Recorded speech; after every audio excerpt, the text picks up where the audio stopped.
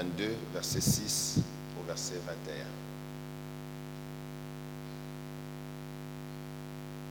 Mon frère, tu peux te lever, s'il te plaît, pour honorer le Seigneur pour sa parole. Merci. Que Dieu te bénisse. La Bible dit ceci, et il me dit, ces paroles sont certaines et véritables. Et le Seigneur, le Dieu des esprits des prophètes, a envoyé son ange pour montrer à ses serviteurs les choses qui doivent arriver bientôt. Et voici, je viens bientôt. Heureux celui qui garde les paroles de la prophétie de ce livre. C'est moi, Jean, qui ai entendu et vu ces choses. Et quand j'ai entendu et vu, j'ai tombé aux pieds de l'ange qui me les montrait pour l'adorer. Mais il me dit, garde-toi de le faire, je suis ton compagnon de service et celui de tes frères les prophètes et de ceux qui gardent les paroles de ce livre. Adore Dieu. Et il me dit, ne scelle point les paroles de la prophétie de ce livre, car le temps est proche. Que celui qui est injuste soit encore injuste, que celui qui est souillé se souille encore, et que le juste pratique encore la justice, et que celui qui est saint se sanctifie encore. Voici, je viens bientôt et ma rétribution est avec moi pour rendre à chacun selon son œuvre. Je suis l'alpha et l'oméga, le premier et le dernier, le commencement et la fin. Heureux ceux qui lavent leurs robes, afin d'avoir droit à l'arbre de vie et d'entrer par les portes dans la ville, dehors des chiens, les magiciens, les débauchés, les meurtriers, les idolâtres, et quiconque aime et pratique le mensonge. Moi, Jésus, j'ai envoyé mon ange pour vous attester ces choses dans les églises. Je suis le rejeton et la postérité de David, l'étoile brillante du matin. Et l'esprit et l'épouse disent, viens. Et que celui qui entende dise, viens. Et que celui qui a soif vienne. Que celui qui veut prendre de l'eau de la vie gratuitement. Que celui qui veut prenne de l'eau de la vie gratuitement. Je le déclare à quiconque entend les paroles de la prophétie de ce livre. Si quelqu'un y ajoute quelque chose, Dieu le frappera des fléaux décrits dans ce livre. Et si quelqu'un retranche quelque chose des paroles du livre de cette prophétie, Dieu retranchera sa part de l'arbre de la vie et de la ville sainte décrits dans ce livre. Celui qui atteste ces choses dit, oui, je viens bientôt. Amen. Viens, Seigneur Jésus. Que la grâce du Seigneur Jésus soit avec vous tous. L'importance de laver sa robe pour le retour de Jésus-Christ. Amen. L'importance de laver quoi? Sa robe pour le retour de Jésus-Christ. Suivez-moi attentivement. Ce message que j'apporte a une grande gloire de bénédiction pour votre vie. Je croyais parler à quelqu'un. Je dis que c'est un message, et cette série de messages, c'est ça le secret de la grâce et de la faveur de Dieu pour nous, pour chacun d'entre nous, pour nos vies et pour notre communauté, parole de grâce, pour nos familles, pour nos enfants. Parce que je n'ai pas beaucoup de temps à cause de tout ce que je viens de faire comme travail tout à l'heure. Donne-moi à partir du verset 6, mon fils, c'est ça? Les paroles que nous venons de lire sont des paroles qui ont été écrites dans la Bible il y a plus de 2000 ans. Cette portion de l'écriture que nous venons de lire, ça fait plus de 2000 ans que le Saint-Esprit a inspiré à l'apôtre Jean sur l'île de Patmos pour lui donner les révélations concernant l'avenir de l'Église de Jésus sur la face de la terre.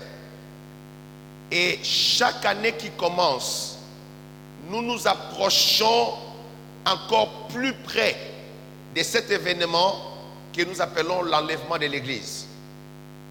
Chaque jour qui passe, nous nous approchons de plus en plus de l'avènement du Seigneur, et cela nous oblige en tant que peuple de Dieu à prendre des résolutions fermes dans notre marche chrétienne, à vivre, comme j'ai enseigné dimanche passé, une vie de la crainte de Dieu, une vie de la sanctification, une vie qui est mise à part pour Jésus-Christ, une vie qui est glorifiée pour Jésus-Christ. Et le Saint-Esprit est en train de parler dans les 4 coins de la terre, avisant l'Église à se préparer sérieusement pour le retour du Seigneur Jésus-Christ. Nous avons des promesses personnelles dans nos vies. J'ai des promesses de Dieu dans ma vie. Des choses que j'espère encore voir dans ma vie s'accomplir de la part de l'Éternel. Toi aussi, tu as des promesses que Dieu t'a données. Tu dois voir ces promesses s'accomplir dans ta vie. Mais il y a un mystère dans la parole de Dieu. C'est que l'enlèvement de l'Église coiffe, si vous me permettez l'expression, en quelque sorte toutes les promesses. C'est en quelque sorte le meilleur aboutissement et accomplissement de la promesse de Dieu dans notre vie quand nous serons enlevés au ciel. Parce que quand nous serons enlevés au ciel, nous serons dans les plans les plus parfaits de Dieu dans notre vie. Alléluia. Quand nous serons enlevés au ciel, c'est là que nous allons rentrer dans l'absolu de tout ce que Dieu pouvait nous promettre sur la terre. Cet aboutissement est quand nous rentrons dans les cieux de Dieu, dans le royaume de Jésus-Christ. Quelqu'un dit Amen. Voilà pourquoi que ce message est tellement capital important que si nous acceptons ça dans nos vies, déjà sur la terre, Dieu va commencer à nous bénir. Dites bon Amen. Je connais l'autorité de ces choses, c'est pourquoi je vous en parle. Si nous acceptons déjà ce message et que nous le mettons en pratique, nous allons voir que la grâce de Dieu, la puissance de Dieu, l'autorité de Dieu va se manifester à notre égard de façon surnaturelle sans que nous puissions forcer. Les choses vont s'accomplir dans nos vies sans que nous puissions faire beaucoup d'acrobaties, si vous me permettez l'expression. Parce que Dieu est derrière sa parole. Dites bon amen, mes amis. Écoutez ce qu'il dit la parole, ce que dit la parole de Dieu. Et il me dit, ces paroles sont certaines et véritables. Ça commence par là. Tu peux écouter certaines paroles. Mais nous sommes en train de lire le texte de la parole de Dieu où l'ange qui parle à Jean dit à Jean, attire l'attention de Jean lui disant que ces paroles sont certaines et véritables. Ce ne sont pas des paroles à douter et ce ne sont pas des paroles mensongères. C'est la vérité de Dieu. Ces paroles révèlent le plan parfait de Dieu. Et puis il dit, le Dieu des esprits de prophètes. Le Dieu des esprits de prophètes a envoyé son ange pour montrer à ses serviteurs les choses qui doivent arriver bientôt. Quand Jean était à l'île de Patmos, l'ange de l'Éternel était avec lui pour lui révéler ces choses. Pour ouvrir son intelligence à la connaissance et à la compréhension des choses puissantes qui concernent l'avenir de l'Église. Donne-moi le prochain verset. Et puis il dit, quand vous lisez Apocalypse, follow me, il faut lire Apocalypse avec beaucoup d'attention. Si le Saint-Esprit ne vous donne pas l'intelligence de comprendre le texte Apocalypse, vous ne comprenez pas qui parle et qui ne parle pas. Là maintenant, c'est Jésus qui parle, ce n'est pas l'ange qui parle. Et Jésus dit, et voici, je viens bientôt. Heureux celui qui garde les paroles de la prophétie de ce livre. Beaucoup de chrétiens n'aiment pas lire les livres d'Apocalypse. Parce qu'on leur a mis dans la tête que c'est un livre mystique, c'est un livre compliqué, c'est un livre qu'on ne comprend pas, c'est un livre qui fait peur. Mais je te dis ceci, parce que tu as le Saint-Esprit en toi, c'est le Saint-Esprit qui a écrit ce livre ici-là. Et l'Esprit de Dieu en toi te donnera la compréhension de la parole de Dieu. Quelqu'un dit un bon amen. Parce que la parole n'a pas été envoyée aux anges. La parole a été envoyée aux humains pour qu'avec l'aide du Saint-Esprit, que tout humain qui va lire les livres d'Apocalypse puisse avoir la compréhension, parce que Dieu a écrit ce livre pour chacun d'entre nous. Dites-moi amen. Alléluia. C'est pour toi et c'est pour moi que Dieu a écrit ce livre. Et ici le Seigneur dit, voici je viens bientôt, heureux celui qui garde les paroles de la prophétie de ce livre.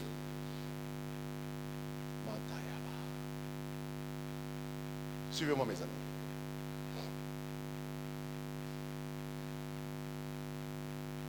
Dimanche passé, quand j'ai fini le service ici, je suis arrivé chez moi à la maison. Le feu de la gloire de Dieu est tombé sur moi. Pour la première fois, j'ai eu peur.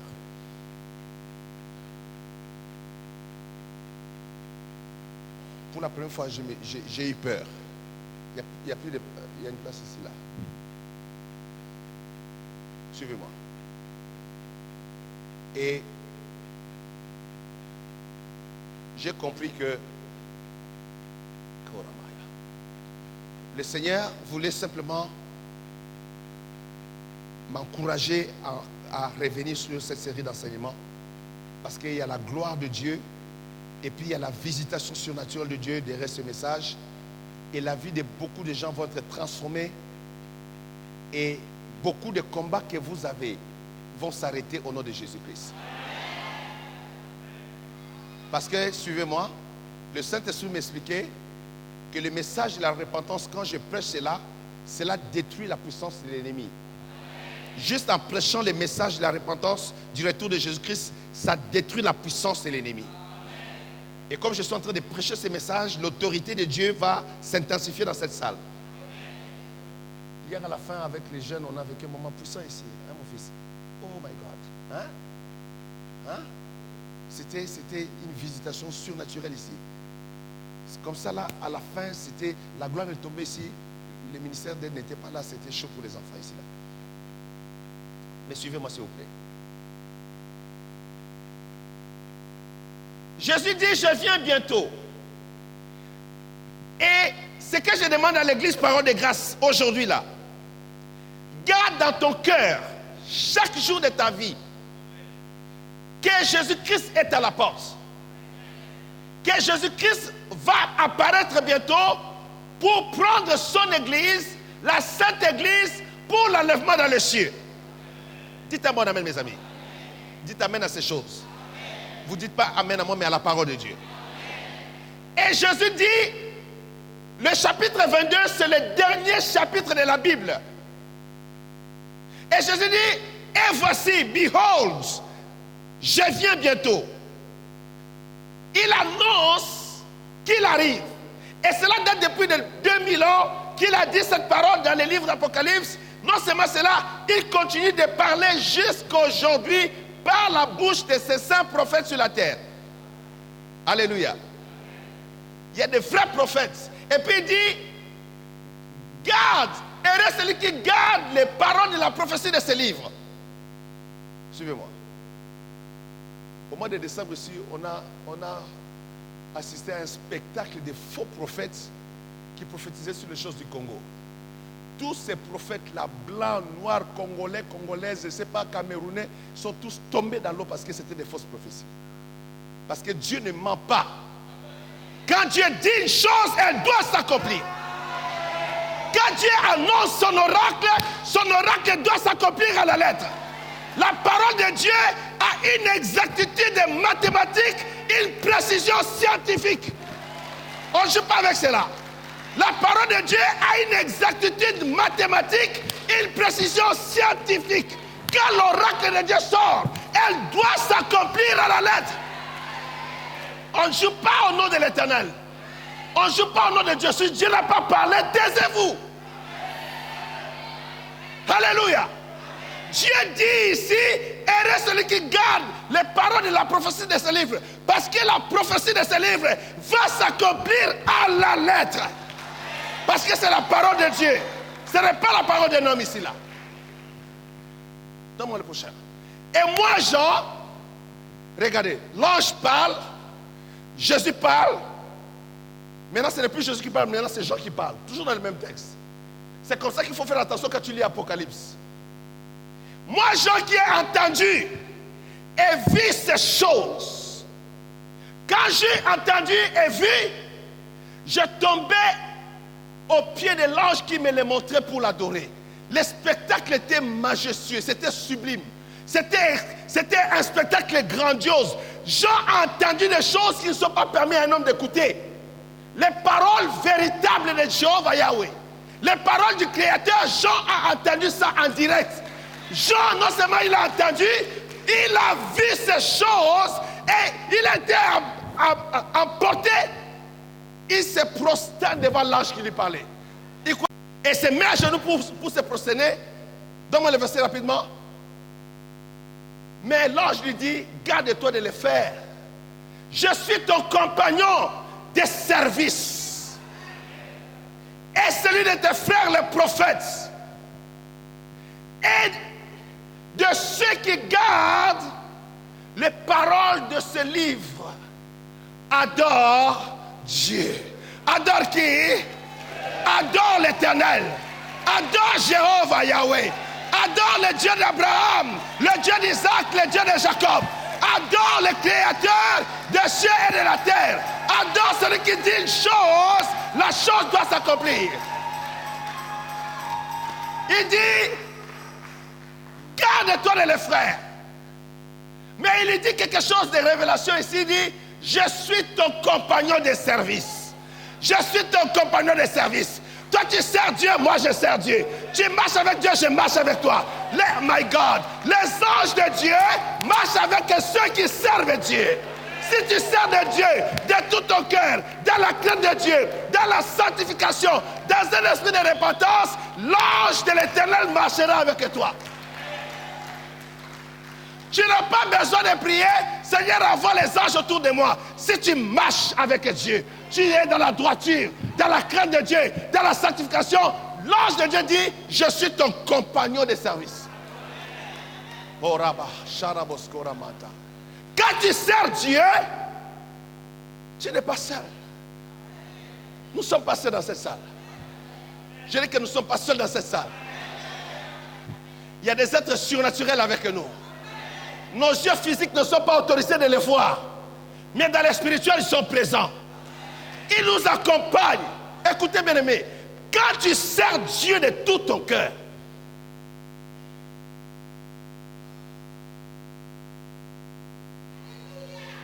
l'ange de l'Éternel sera ton compagnon de service.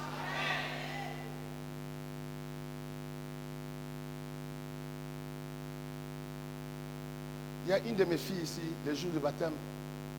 Celle qui a vu de l'huile dans l'eau de baptême, c'était qui? Tracy.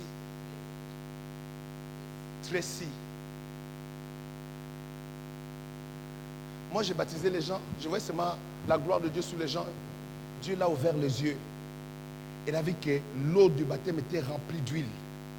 Et quand elle regarde comme ça à côté, elle voit un homme habillé en blanc à côté de moi. J'étais choqué, je dis, mais comment Dieu a ouvert les yeux de cet enfant comme ça? Elle vient à peine, il est arrivé mardi à l'église et samedi, elle prend le baptême et puis elle voit des choses surnaturelles. Mais j'ai compris que Dieu fait grâce à qui il veut.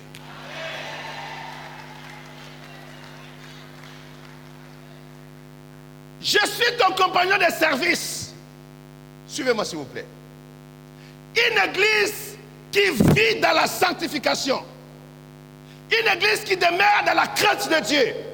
Où les jeunes filles craignent Dieu, les jeunes garçons craignent Dieu, les papas craignent Dieu, les mamans craignent Dieu, les serviteurs, les servantes craignent Dieu. Tout le monde vit dans la pureté de Dieu. Les anges de l'Éternel seront présents dans cette église-là. Ça sera une église visitée par les anges de Dieu. Parce qu'ils accompagnent les services de l'Éternel. Et puis il dit, et celui de tes frères les prophètes. Les prophètes, qui est un prophète? C'est celui qui annonce la parole de Dieu. C'est celui qui annonce les oracles de Dieu. Les prédicateurs de la parole de Dieu. Les annonciateurs des oracles de Dieu. Un prophète, ce n'est pas celui qui dit que non, dans ta porte-monnaie, tu as tu as 5 euros, 20 euros, 30 euros. Ça, ce n'est pas la prophétie. Un prophète, c'est celui qui vient, ainsi dit l'Éternel. Répands-toi, retourne à ton Dieu. Dieu veut, aïe, aïe, aïe, aïe, aïe. Dieu veut sauver ton âme. Tu dois retourner à l'Éternel, ton Dieu.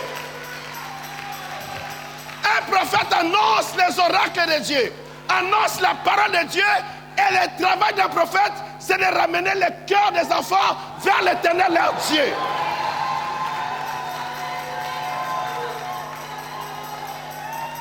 Le travail d'un prophète, c'est de ramener un peuple qui est perdu, qui ne retrouve plus le chemin du salut. Il va leur annoncer que Dieu vous aime. Sortez du péché, revenez à l'Éternel. Ils vont revenir à Dieu de tout leur cœur.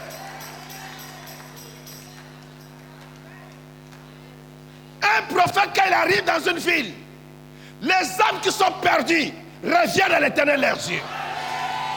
Alléluia. Parce qu'il leur annonce la voix de l'Éternel. Il leur annonce la repentance. Chaque fois que Dieu a envoyé un prophète, ce prophète criait, repentez-vous, car le royaume de Dieu est proche. Repentez-vous, retournez à l'Éternel. Un prophète, ce n'est pas quelqu'un qui te dit que non, demain matin, tu vas te marier avec un Kingandi. Ça, ce sont des dons, des paroles, des connaissances. Mais ce n'est pas l'office prophétique. Ce n'est pas l'autorité d'un prophète. Un prophète amène les hommes à la repentance devant Dieu.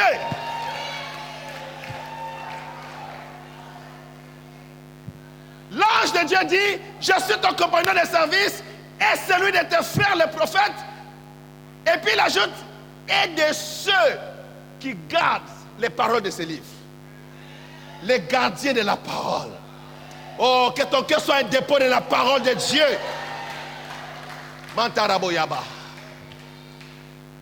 Quand la parole de Dieu demeure en toi, quand tu deviens gardien de la parole de Dieu, ça dit que tu prends la parole de Dieu, tu la mets dans ton cœur, tu gardes la parole dans ton cœur, tu médites la parole de Dieu. La parole de Dieu devient une partie de toi. Tu n'as pas même besoin de demander les anges. Les anges de Dieu seront là. Parce que les anges de Dieu suivent là où il y a la parole. Oh, la parole, c'est le Fils de Dieu. Oh, la parole, c'est l'alpha et l'oméga. Oh, la parole, son nom c'est Jésus-Christ. Il est la parole. Il est la parole de Dieu. Alléluia. Ceux qui gardent la parole, ceux qui gardent la parole de Dieu, les anges de Dieu les accompagnent.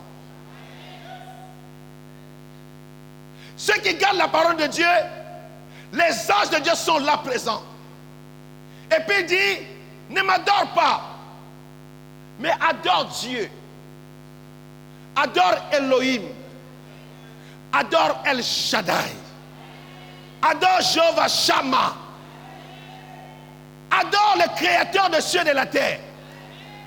Mes amis, laissez-moi vous dire, ce n'est plus le temps d'adorer les hommes sur la terre. Ce n'est plus le temps d'adorer les prophètes, les apôtres, les pasteurs, les docteurs, les évangélistes. Le temps est arrivé d'adorer l'Éternel, le Dieu vivant.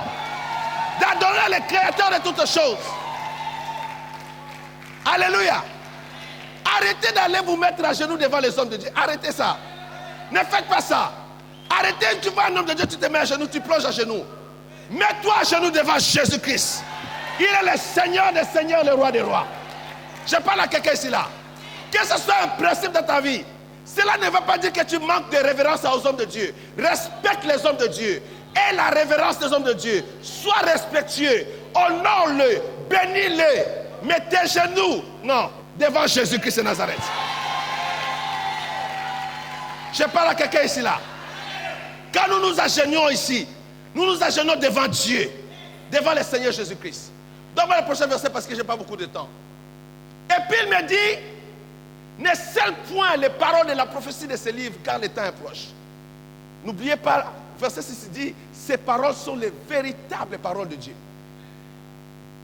Et il dit, ne scelle point les paroles de la prophétie de ce livre, car le temps est proche. Le temps est proche, mes amis. Nous approchons « l'heure prophétique » qu'on appelle à la Bible l'heure de minuit. dans Matthieu 25, à partir du verset 13, on parle des paraboles des 10 vierges. Dans cette parabole des 10 vierges, on dit, au milieu de la nuit, une voix cria, voici l'époux, allez à sa rencontre. Ça dit que l'église est arrivée au milieu de la nuit spirituelle. Voilà pourquoi vous allez remarquer qu'il y a l'assoupissement spirituel dans le monde entier. Dieu m'a fait grâce de voyager, de sillonner des nations, d'aller dans les milieux chrétiens dans plusieurs pays, en Amérique du Nord, en Amérique latine, en Afrique. Ici en Europe, j'ai voyagé un peu partout en Europe ici. Jusqu'en Asie, jusqu'en Inde, je suis arrivé par la grâce de Dieu. J'ai observé que les chrétiens sont un peu dans l'assoupissement. Et l'une des choses qui a amené ce grand assoupissement dans l'église, c'était le message de la prospérité. Ce message-là a été utilisé par le diable pour affaiblir le corps du Christ. Pour rentrer, les gens rentrent dans les églises, appellent des fonds, appellent des fonds, appellent des fonds. Tout ce que tu as besoin, tu dois donner une offrande. Tu as besoin de guérison, tu donnes une offrande. Tu veux te marier, tu veux une offrande. Tu as besoin de prière, une offrande. Un pasteur prie pour toi, une offrande. Tout était offrande. Dieu n'est pas d'accord avec ces choses-là. Alléluia.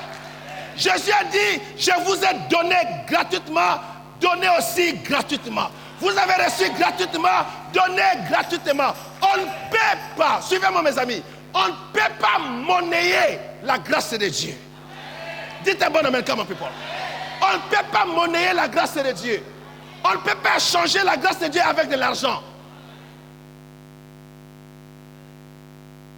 Si tout le monde doit donner l'argent, qu'en est-il aux plus pauvres? Qu'en est-il aux veuves qui sont seules avec les enfants? Qu'en est-il aux orphelins? Qu'en est-il aux orphelines? Qu'en est-il aux enfants abandonnés qui sont dans la rue? J'ai assisté à un scandale une fois à Toronto. Je suis allé dans une méga church de Toronto. L'homme de Dieu qui était là avec la grâce et la guérison. Il s'est mis debout et puis il a dit, je vais prier pour les malades maintenant. Mais c'est seulement les malades qui ont chacun $1000. Si tu as $1000, tu avances devant, je vais prier pour toi. J'étais dans la salle, j'ai commencé à trembler. Je dis, Seigneur, nous qui n'avons pas de $1000 dans nos poches là. Et les gens qui avaient les $1000 sortaient avec des chèques. Parce qu'ils étaient malades, ils voulaient recevoir la guérison. Et je connais, Dieu, oh, bref. Cet homme avait un don de guérison, mais il fallait donner combien? $1000. Les gens sont descendus avec les $1000. Ceux qui n'avaient pas de $1000 et qui étaient malades sont restés assis sur leurs chaises. Voilà pourquoi Dieu commençait à retirer sa grâce sur la terre. Voilà pourquoi l'église a commencé à s'affaiblir. Mais ce qu'il faut retenir, dans le livre de Matthieu 25, Jésus a dit ceci: quand la voix criait, voici l'époux, allez à sa rencontre. Les vierges se réveillèrent et commencèrent à allumer leurs lampes. 5 vierges étaient folles, 5 vierges étaient sages. Les folles, quand ils essayaient d'allumer leurs lampes, les lampes ne s'allumaient pas parce qu'il n'y avait pas de l'huile dans les vases. Qu'est-ce qu'elles ont fait? Elles sont allées chercher à acheter de l'huile. Et pendant qu'elles sont allées chercher à acheter de l'huile, la Bible dit que l'époux arriva. Suivez l'église. C'est à ce moment-là que nous avons su que la venue de Jésus-Christ est proche. Quand les vierges folles achètent tout à l'église, on vend tout à l'église. Tout est vendu. Les mouchoirs vendus. Je suis allé en Guadeloupe. Je faisais un séminaire. Le pasteur vendait cette bouteille d'eau là, sous mes yeux. Parce que le bishop a prié. Parce que l'apôtre a prié sur l'eau. On vend cette bouteille à 10 €. Parce que c'est de l'eau ouin maintenant par la prière des bishops. J'ai dit à cet ancien, mais c'est quelle abomination ça là? Ça c'est quelle corruption dans l'église de Jésus-Christ? Où est la place du sang de Jésus dans l'église? Où est l'autorité du sang de Jésus dans l'église? Est-ce que je parle à quelqu'un? Ils ont pris de l'eau. Ils ont pris de l'eau, mais ils sont restés malades. Parce que Dieu ne vendra pas sa gloire à cause de la corruption des hommes. Quelqu'un dit bon amen, mes amis. Quelqu'un dit gloire à Jésus-Christ. C'est là que nous avons su Quand la Vierge folle va acheter de l'huile, le Messie est à la porte. Quand nous avons observé que partout, à la télévision, on vendait tout, on a compris, c'est que le Messie est réellement à la porte.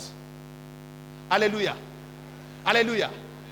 Et l'ange de Dieu dit, ne scelle point les paroles de la prophétie de ce livre, car le temps est proche. Laissez-moi l'église vous dire, parce que je n'ai pas beaucoup de temps.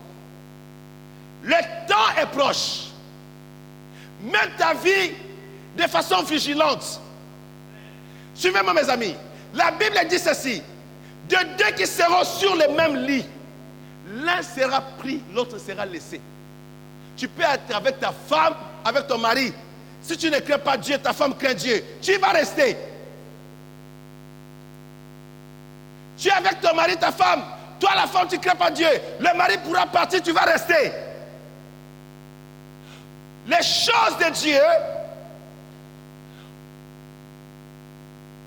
on les saisit par la foi. Je parle à quelqu'un ici là. On saisit les choses de Dieu par la foi. Et on les met en pratique. Nous avons un Dieu de miséricorde, un Dieu de grâce, mes amis. Avec toute la grâce que Jésus a menée, si quelqu'un va en enfer, ou bien que quelqu'un rate l'enlèvement, comment tu vas te justifier?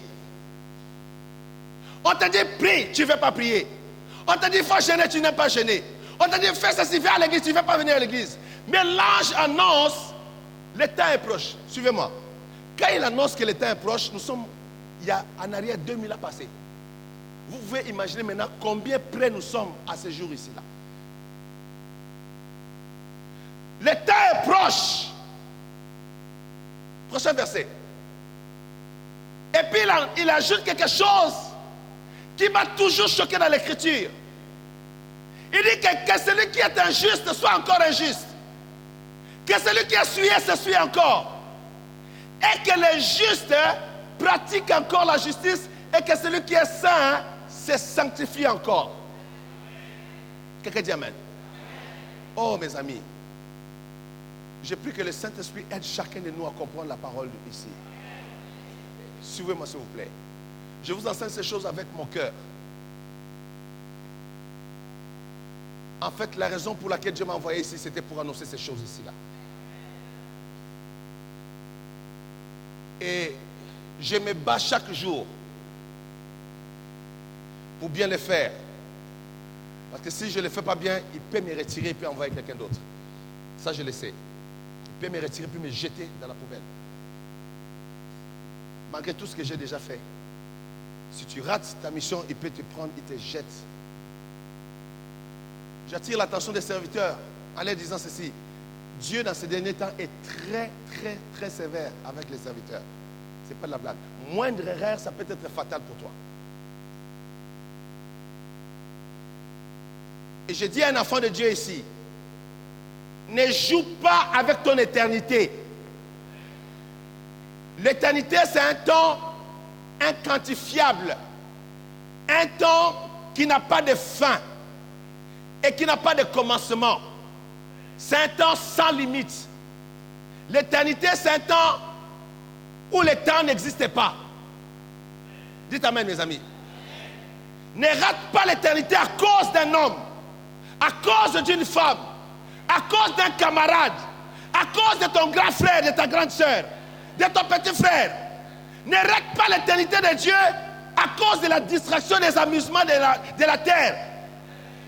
Pas à cause de la tour Eiffel, c'est des métaux mis ensemble par un architecte. Que cela ne brouille pas ton esprit, ton âme. Accroche-toi à la parole de l'Éternel Dieu d'Israël. C'est ça qui t'amènera dans le royaume de Dieu. Quelqu'un dit bon amen, mes amis. Il dit que celui qui est injuste soit encore injuste. J'ai crié chaque fois que je lisais ces versets. Je disais Jean, l'apôtre Jean, comment c'est possible? Comment l'ange peut-il dire ceci à Jean? Jean est la colonne de l'église. Jean c'est l'apôtre de l'amour. Jean c'est l'apôtre de la grâce. Comment cet ange dit à notre apôtre de l'église que celui qui se suit encore? Où est la grâce? Où est la miséricorde de Dieu? Comment on peut prêcher un tel message? Comment on peut dire que celui qui se suit encore? C'est comme si tu trouves quelqu'un qui est ivre d'alcool, tu dis continue à boire. Tu trouves quelqu'un en train de coucher avec une femme, à coucher avec un homme, tu dis continue dans ta débauche. Tu trouves un voleur en train de voler, tu dis continue de voler comme tu fais. Il dit qu'elle est juste, pratique. Suivez ici, mes amis, s'il vous plaît, suivez-moi. Quand il parle de juste, il dit que le juste est pratique. Pratique la justice. C'est-à-dire, applique-toi chaque jour à vivre dans la justice de la parole de Dieu. Exerce-toi à la justice. Et cette justice, c'est la sanctification. Il dit que celui qui est saint, se sanctifie encore. Quand l'ange de Dieu a visité ma fille Viviane à Toronto, la plupart vous connaissez l'histoire de la visitation de l'ange. C'est sur YouTube. Quand l'ange de Dieu l'a visité, elle a vu l'enlèvement de l'église. L'église était enlevée. Elle a vu, du côté des serviteurs, moi j'étais en train de prêcher. Ceux qui regardaient vers moi sont partis. Et elle a vu que je suis parti. Elle a vu une partie de la chorale est restée. Et beaucoup de gens dans l'église avaient tourné le dos à la parole. Au lieu de regarder vers moi pour écouter la parole, ils ont tourné leur dos à l'inverse, ils m'ont donné le dos pendant que moi je prêchais. L'ange de Dieu a dit, regarde cette église. Ils ont tourné le dos à la parole. Beaucoup de chrétiens, ils viennent dans les assemblées, ils viennent dans les églises. Leur vie ne change pas. Pourquoi? Ils écoutent la parole, mais ils ont tourné le dos à la parole. C'est-à-dire que quand ils écoutent, ils partent, ils font le contraire de ce qu'ils ont écouté à l'église. Ils font le contraire de la parole qui a été enseignée. Ils ne pratiquent pas la justice. Ils ne pratiquent pas la justice de Dieu. Ils ne pratiquent pas la parole de Dieu. Voilà pourquoi le taux des non-chrétiens dans les églises est plus important que le taux de ceux qui sont consacrés, sanctifiés devant Dieu.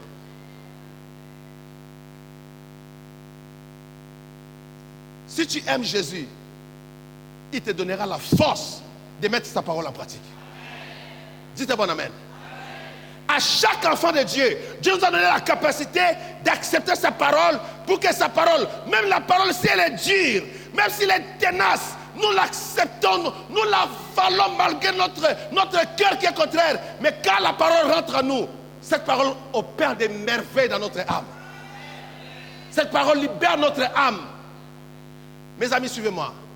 L'esclavagisme le plus vil, c'est l'esclavagisme du péché. Quand tu es esclave du péché, tu es comme l'esclave des esclaves. Quand tu es esclave du péché, ta vie est nulle. Tu n'as pas de vie. Tu peux avoir autant d'argent dans le compte bancaire. Tu peux avoir des renommées parmi les hommes. Tu peux, quand tu apparais devant les gens se mettent debout. Les gens t'honorent parmi les gens. Mais quand Dieu regarde dans ton cœur, Dieu sait que tu es perdu. Tu es encore dans le péché. Dieu demande seulement la repentance. Dites-moi amen, mes amis. Dieu ne cherche pas à condamner les hommes. Il dit que les justes pratiquent encore. Le mot encore, mes amis. Pratique encore.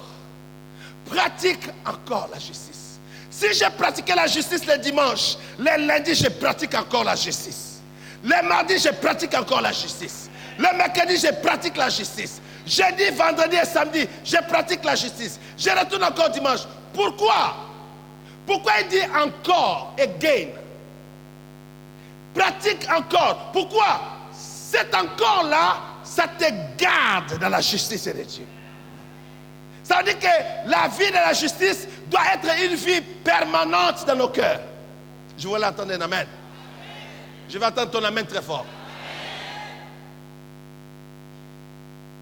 Si tu pratiques la justice, tu demeures dans la justice de Dieu.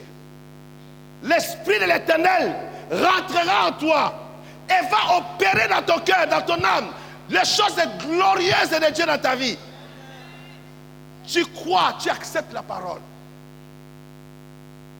Ne sois pas esclave de l'alcool.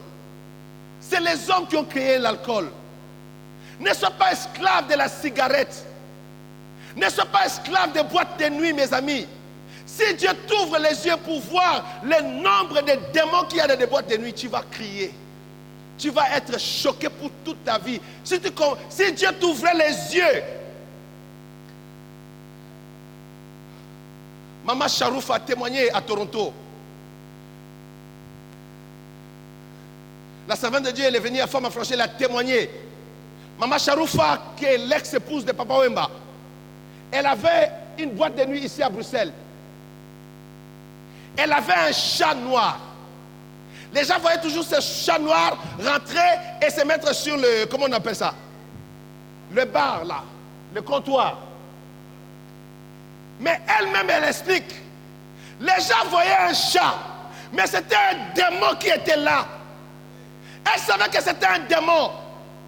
Quand les démons rentraient, les gens commençaient à rentrer partout. Les gens quittaient Paris ici là. Ils roulaient jusqu'à Bruxelles pour rentrer dans cette petite boîte là. Parce qu'il y avait un démon qui attirait les gens à rentrer dans cette boîte de nuit. Mes amis, des fois j'enseigne ces choses en pleurant. Surtout pour mes jeunes. Je crie à l'Éternel de libérer les jeunes de la puissance des boîtes de nuit, de la puissance de l'alcool, de la puissance de la pornographie, de la puissance des choses abominables qui détruisent votre destin, qui détruisent votre avenir. Mais en écoutant cette parole, Dieu réorganise votre destinée. Dieu redonne la vie à votre destinée. Morabaya, Sharaboskoramanta, Raboskorama. Il dit que les justes pratiquent encore. Que celui qui est saint se sanctifie encore.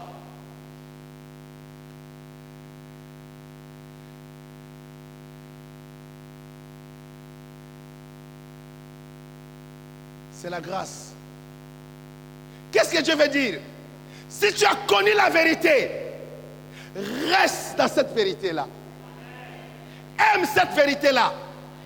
Immerge ta vie dans cette vérité-là. Plonge ta vie dans la puissance de la parole de Dieu. Car au commencement était la parole. Et la parole était avec Dieu. Et la parole était Dieu. Et rien de ce qui a été fait n'a été fait sans elle. Car en elle était la vie. Et la vie était la lumière des hommes. La parole, c'est la vie. La parole, c'est la lumière, mes amis. Quand tu reçois la parole, la lumière rentre dans ton âme. Quand tu reçois la parole, la vie rentre en toi. Tu peux ne pas avoir de l'argent dans ton compte bancaire, mais la vie est en toi. Je parle à quelqu'un, la vie est en toi. La lumière de Dieu est en toi. Tu peux être fauché. Les gens peuvent te ridiculiser, mais la présence de Dieu est dans ton corps, dans ton âme et dans ton esprit, parce que tu as accepté la parole de Dieu.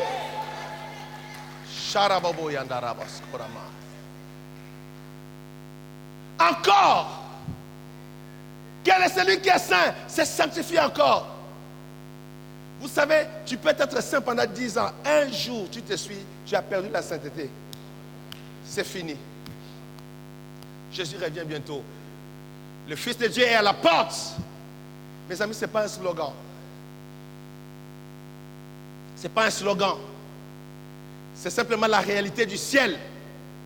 Très bientôt, la trompette de Dieu va sonner. Donne-moi rapidement le verset parce que je dois rattraper mes quelques minutes là. Il dit ceci.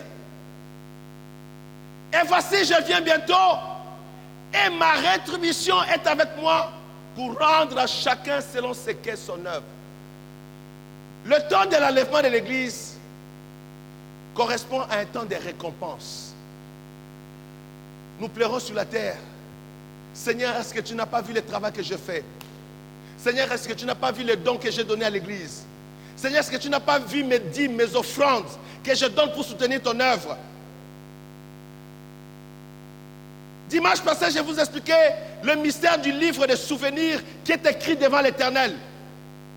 Je vais rappeler à un enfant de Dieu ceci. Tout ce que nous faisons sur la terre pour Dieu, cela est enregistré au ciel. Cela est enregistré dans le livre de souvenirs. Alléluia. Puisque tout acte, tout argent, la dîme, les offrandes, les sacrifices, chanter pour Dieu, adorer Dieu, faire les services de protocole, faire tout ce que nous pouvons faire pour Jésus sur la terre. Quand tu le fais de tout ton cœur et tu le fais dans un esprit de sanctification, mes amis, il y a un jour de récompense. Dites-moi amen. Il y a le jour de la récompense. Et Jésus, ici c'est Jésus qui reprend la parole, dit, voici je viens bientôt et ma rétribution est avec moi pour rendre à chacun selon son œuvre. Comment tu as travaillé, tout ce que tu as fait pour Jésus, Dieu va te récompenser cela. Peut-être sur la terre tu ne vas pas avoir, mais au ciel, ça ne ratera pas. Au ciel tu auras ta récompense totalement. Et je t'annonce que ta récompense au ciel porte ton nom. Oh, je veux avoir un grand amen ici là. Alléluia. Alléluia. Alléluia. Ça ne sert pas, mes amis, de se corrompre avec le péché du monde. Ça ne sert à rien. Ça ne sert à rien. Avoir un caractère des élus, avoir un caractère des enfants de Dieu, un comportement qui est digne de Dieu dans ta vie tous les jours de ta vie. Tu ne refuses toute forme de compromis dans ta vie pour honorer le nom de Jésus-Christ.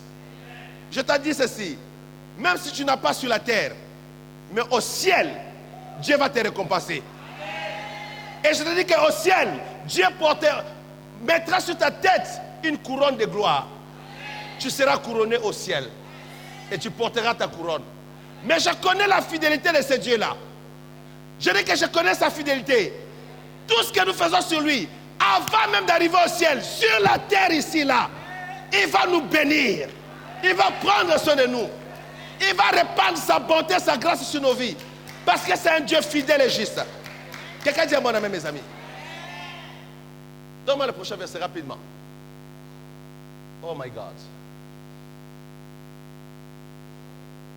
Il dit, je suis l'alpha et l'oméga, le premier et le dernier, le commencement et la fin. Ça, c'est un titre que Jésus porte. C'est un titre exécutif.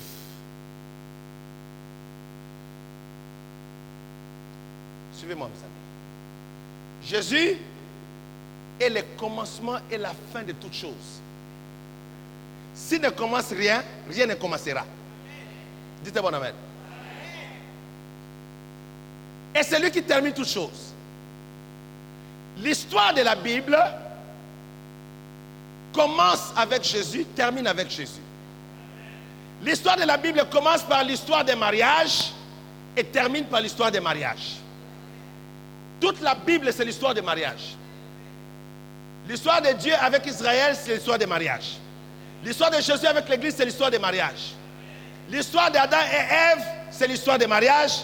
Dieu voulait dire que Dieu cherche une épouse.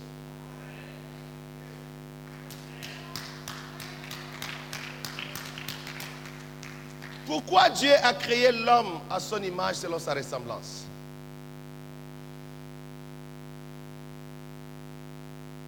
L'homme est le vis-à-vis de Dieu.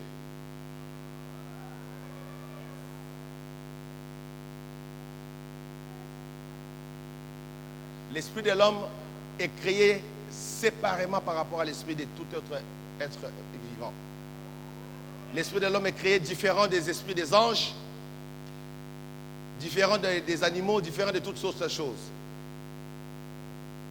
Voilà pourquoi Dieu demande à l'homme la sanctification. Même si nous vivons dans cette tente de la chair, parce que Dieu nous destine à rentrer dans le mariage avec le Fils de Dieu. Or, le Fils de Dieu, c'est l'homme saint, c'est l'homme oint, c'est l'Esprit éternel. Jean dit de lui qu'il a l'Esprit sans mesure. Il est le Tout-Puissant, il est El Shaddai. Il a la sainteté totale et absolue de Dieu en lui. On ne peut pas se marier à lui si on n'a pas la nature de la sainteté qu'il a. Voilà pourquoi Dieu nous appelle tous ici à la sanctification, à la purification, pour que nous devenions épouses de Jésus-Christ dans les cieux. Faites attention, la gloire de Dieu vient d'augmenter dans la salle.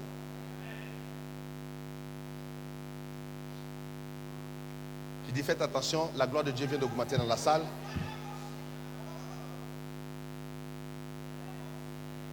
Donnez-moi le prochain verset à cause du temps. Il dit maintenant, heureux ceux qui lavent leurs robes afin d'avoir droit à l'arbre de vie et d'entrer par les portes dans la ville. Alléluia. Je dis Alléluia. Je dis encore Alléluia. Je dis encore Alléluia. Il dit heureux ceux qui lavent leurs robes afin d'avoir droit à l'arbre de vie et d'entrer par les portes de la ville.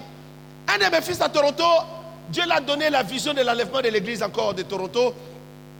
Et quand il a vu l'enlèvement, il a vu que sur la face de la terre, les gens rentraient de partout, de l'Asie, de l'Europe, de l'Afrique, de l'Australie, de l'Amérique latine, de l'Amérique du Nord. Les gens arrivaient au ciel. Et puis, il est arrivé au ciel bout. Il regarde autour de lui. Il dit, mais où est parole de grâce? Il cherchait parole de grâce. Il demande à un ange, c'est où parole de grâce? Il dit, les gens de parole de grâce sont là-bas. Et puis il me cherche, il me trouve. Et il voit quelques frères et sœurs de l'église parole de grâce. Mais ce qui dit que les gens rentraient de partout. C'est pourquoi on dit, ceux qui sont entrés par les portes dans la ville. Il y a plusieurs portes. Il y a 12 portes. Il y a 12 portes d'entrée. Et toutes ces portes donnent accès à la grande ville, dans la présence de la gloire de Dieu. Mais, tu ne peux pas entrer là-bas si tu n'as pas lavé ta robe. Cette robe blanche que chacun de nous a reçue les jours que nous avons donné notre cœur à Jésus-Christ. C'est la robe de la justice et de la sainteté de Dieu. C'est la robe du salut que nous avons revêtue. Je parle à quelqu'un ici là. Cette robe-là, si tu ne l'as pas pure, tu ne peux pas rentrer. Tu peux avoir la robe, mais si la robe est sale, tu ne vas pas rentrer. Il y a des gens qui n'ont même pas la robe, qui sont complètement nus. Ils n'ont pas la robe. Mais ceux qui ont la robe, c'est-à-dire l'église que nous sommes, nous à qui Jésus a donné cette robe, qui est la tunique de la justification divine. Quand nous avons reçu Jésus-Christ, suivez-moi, Dieu nous a justifiés devant Dieu le Père. Jésus-Christ, par sa résurrection, il nous a justifiés quand nous avons cru en lui.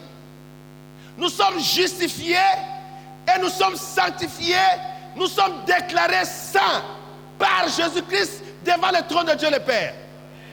Maintenant, chacun de nous, mes amis, chacun de nous, moi compris qui vous parle, nous devons garder nos robes propres. Nous devons laver nos robes. Nous devons laver nos robes, premièrement, afin d'avoir droit à l'arbre de vie. What's the purpose of the tree of life? Quel est le but de l'arbre de vie? Suivez-moi. L'arbre de vie, c'est l'accès à l'éternité, à la vie éternelle. Dites un amen. Suivez-moi. L'arbre de vie nous donne accès à la vie éternelle. Comme nous sommes là sur la terre, nous sommes mortels. Mais quand nous serons enlevés, il y a un mystère double qui va s'accomplir. Le jour de l'enlèvement, notre corps là, qui est la poussière, va revêtir l'immortalité. Et notre corps là, qui est la poussière, va revêtir la gloire de l'éternité au même moment. Ça va devenir un corps glorifié.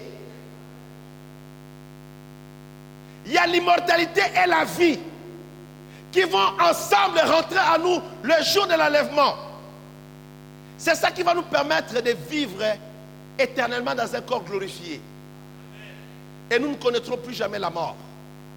L'arbre de vie ici signifie l'accès à l'immortalité et l'accès à la vie éternelle en un instant. Je parle à quelqu'un. Suivez-moi, regardez vers moi. S'il vous plaît, regardez vers moi. Si tu es dans la salle, regarde vers moi. Merci beaucoup.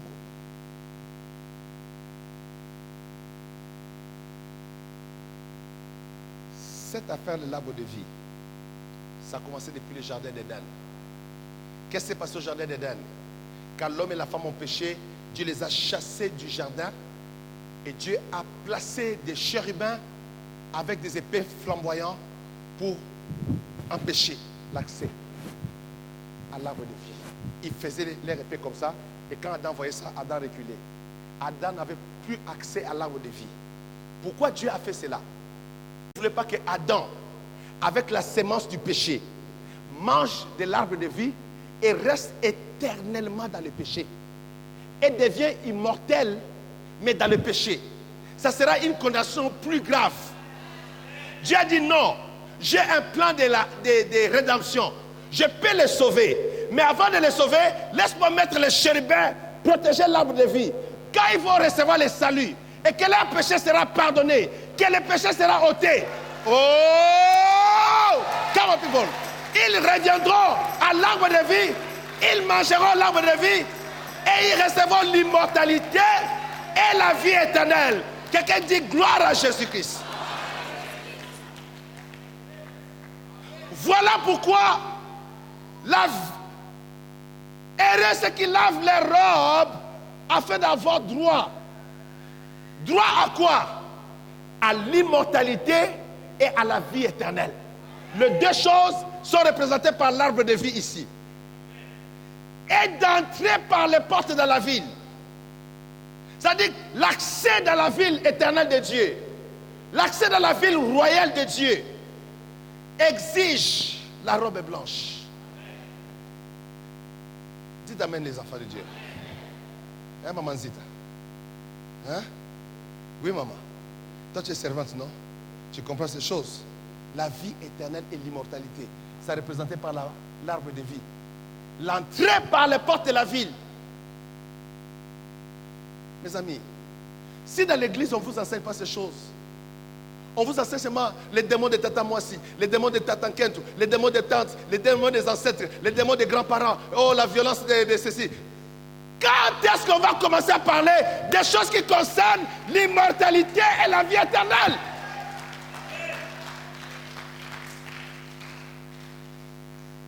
Quand tu as ces paroles de la vie ici là, je te dis la vérité, les démons de ta tante là vont fuir automatiquement. Vous connaîtrez la vérité vous affranchira. Est-ce que quelqu'un peut donner un amen à Jésus? Donne-moi le prochain verset, mon fils. Il dit dehors les champs. Les champs, c'est des gens qui vivent dans la débauche. Les enchanteurs. Les gens de la débauche, les gens de l'alcool, les gens de la cigarette, les gens de la drogue, les gens de la prostitution. Ils ont une vie, ils vomissent, ils reprennent, ils vomissent. C'est pourquoi on les identifie par les champs. Les enchanteurs, les impudiques, les meurtriers, les idolâtres. Les idolâtres, ce n'est pas seulement les gens qui se prosternent devant les statues. C'est aussi les gens qui ont la cupidité. La cupidité dans la Bible, c'est une idolâtrie. C'est-à-dire l'amour de l'argent. On a besoin d'argent, mais on ne va pas être amoureux de l'argent. L'argent doit être ton serviteur, pas ton Dieu. Je parle à quelqu'un ici là. L'argent doit te servir. Mais l'argent ne doit pas devenir ton Dieu. Maman n'est pas un Dieu. Nous avons un Dieu qui s'appelle Jésus-Christ de Nazareth. Alléluia. Les idolâtres et quiconque aime et pratique le mensonge. Oh, il y a des gens qui aiment mentir. S'il ne ment pas, il ne se sent pas bien.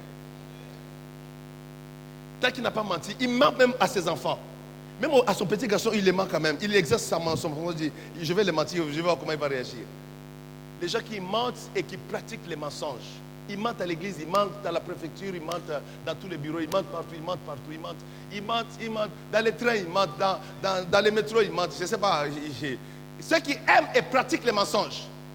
Il n'y a pas la place. On dit dehors. Donne-moi le prochain verset rapidement, à cause du temps.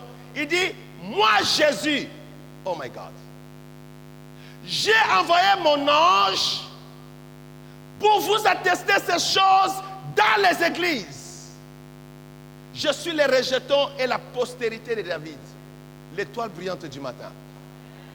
Alors suivez ici là. Je sais que vous aimez quand on dit étoile brillante du matin. Mais ça a une signification. Quand il annonce ces choses, Il dit, c'est moi qui ai envoyé l'ange pour attester, confirmer ces choses dans les églises.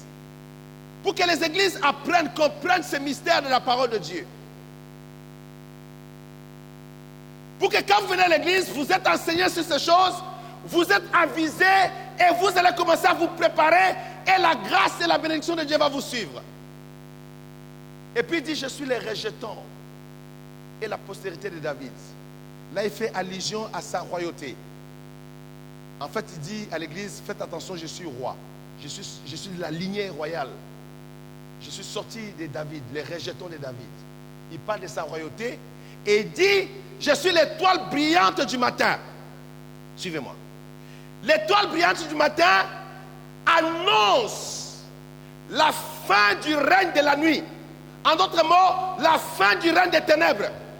Quand il y a eu les ténèbres toute la nuit, après l'étoile du matin se lève. Oh! Et quand l'étoile du matin se lève, il dit, ça suffit, ça s'arrête ici. La nuit s'arrête, les ténèbres s'arrêtent. Et quand l'étoile du matin se lève, il annonce l'arrivée du soleil. Oh, je ne sais pas à qui je parle. Il annonce l'avènement de la journée. Nous quittons la nuit, nous rentrons dans le jour. Parce que nous sommes les enfants de la lumière. Nous sommes les enfants du jour. Et Jésus est le soleil levant. Il est le soleil de la justice. Oh, je croyais avoir un amen ici, là.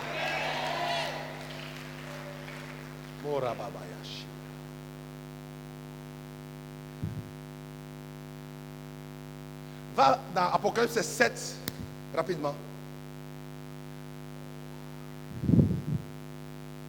Verset 13.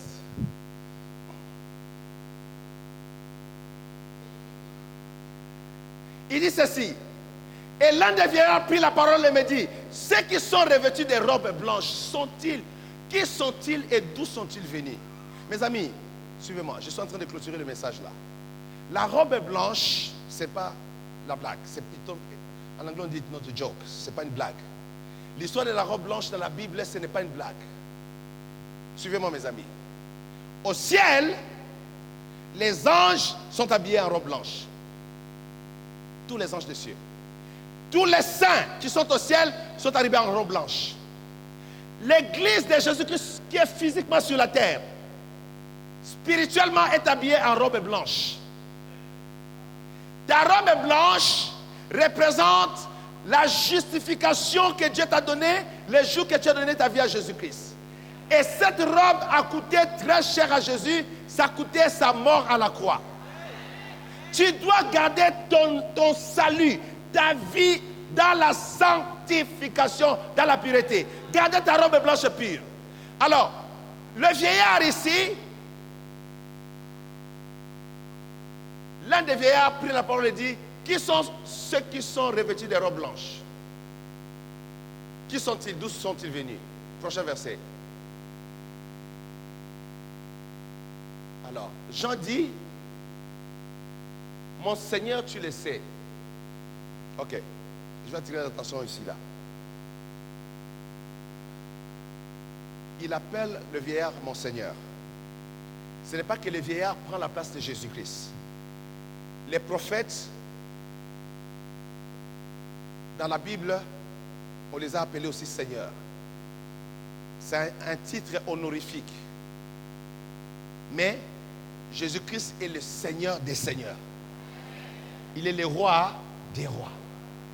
Donc, on peut appeler un prophète Seigneur, ce n'est pas scandaleux.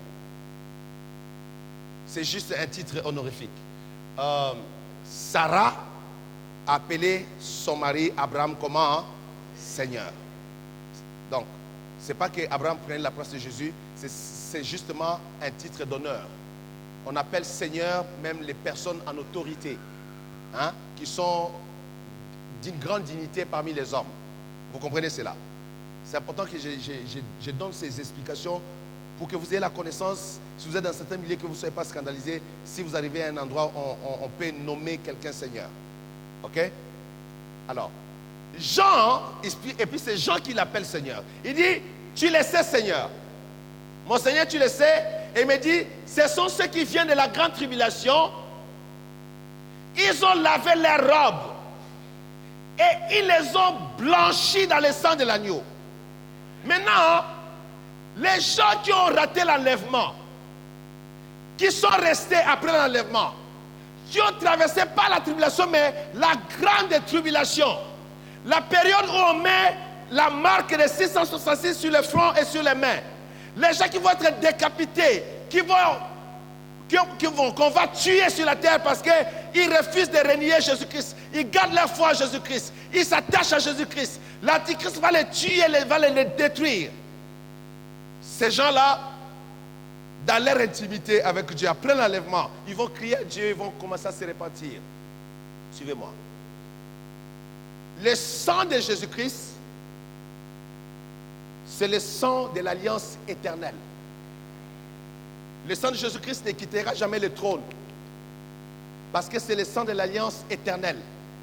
Voilà pourquoi, malgré après l'enlèvement, l'activité du Saint-Esprit va s'arrêter. Mais l'activité du sang de Jésus va demeurer. Je parle à quelqu'un ici là. J'annonce ces choses en prévision de ce qui va arriver. Il peut arriver que tu manques l'enlèvement pour une raison XY que moi je ne connais pas. Mais je ne le souhaite jamais pour toi. Ma prière c'est que tous ensemble que nous soyons enlevés, mes amis. Mais si tu rates l'enlèvement pour une raison ou une autre, n'oublie pas ce que j'enseigne aujourd'hui.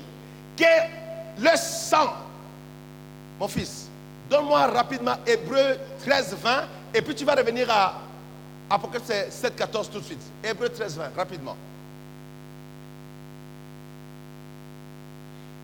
Hébreux 13, 20 dit ceci. Que le Dieu de paix, qui a ramené d'entre les morts, ajuste un peu ton écran vert comme ça là. Que le Dieu de paix, qui a ramené d'entre les morts le grand pasteur de brebis par le sang d'une alliance éternelle, notre Seigneur Jésus-Christ. Le sang de Jésus-Christ, c'est le sang d'une alliance éternelle. C'est pourquoi l'alliance de Jésus-Christ ne peut pas être remplacée par une autre alliance. Parce que le sang de l'alliance de Jésus, c'est une alliance éternelle. Voilà pourquoi les gens qui ont parlé du 3e testament ici à Paris, c'est des... Bon, je ne vais pas dire un mauvais mot ici pour eux. Ils sont malades. C'est de n'importe quoi. Les gens du 3e testament. Après la mort de Jésus-Christ, il n'y aura pas d'autre testament, il n'y aura pas d'autre croix pour sauver les humains. Nous tous, comme nous sommes là, nous devons être sauvés par le sacrifice du sang de Jésus-Christ. Parce que, mes amis, ce n'est pas de la blague, c'est le sang d'une alliance éternelle, une alliance éternelle, notre Seigneur Jésus-Christ qui est le grand pasteur des brebis. C'est ce sang-là qui nous sauve. Vous devez avoir la connaissance de la parole. C'est pourquoi je me poumonne ici à vous enseigner, à expliquer les choses, pour que vous soyez forts dans votre esprit. Quelqu'un dit bon amen. Retournons dans Apocalypse 7. Maintenant, pourquoi les gens qui ont raté l'enlèvement, qui sont restés pendant le temps de la grande tribulation, sont quand même parvenus devant le trône de Dieu? Parce que ils ont lavé leurs robes et ils les ont blanchis dans le sang de l'agneau. Amen. La repentance, mes amis, même l'église aujourd'hui doit être dans la repentance. Dieu ne condamne personne. Comme je vous enseigne là, Dieu ne condamne personne. Dieu nous appelle tous à la repentance.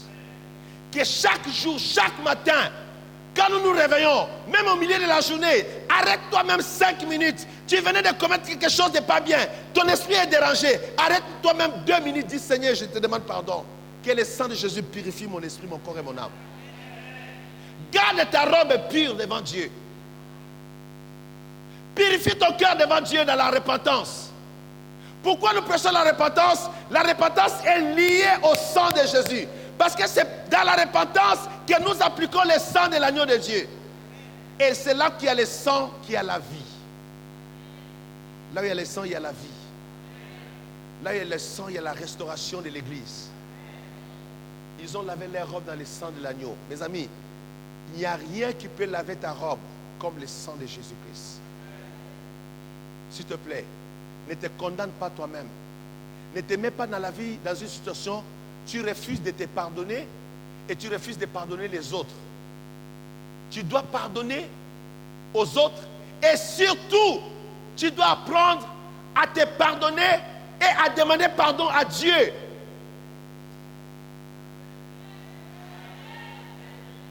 Et quand tu demandes pardon à Dieu, tu appliques le sang de Jésus-Christ pour la purification de ta robe. S'il y a une tache dans ta robe, nettoie cette tache tout de suite par le sang de Jésus-Christ. Alléluia. Si c'est dans tes pensées, applique le sang dans tes pensées. Nettoie ta robe tout de suite. Pourquoi j'enseigne ces choses? Parce que Jésus-Christ est à la porte. Nous avons des projets, nous avons des choses que nous allons faire. Mais il peut arriver que demain matin, Jésus arrive. Soyons prêts. Soyons prêts. Jésus-Christ revient bientôt. Shalom.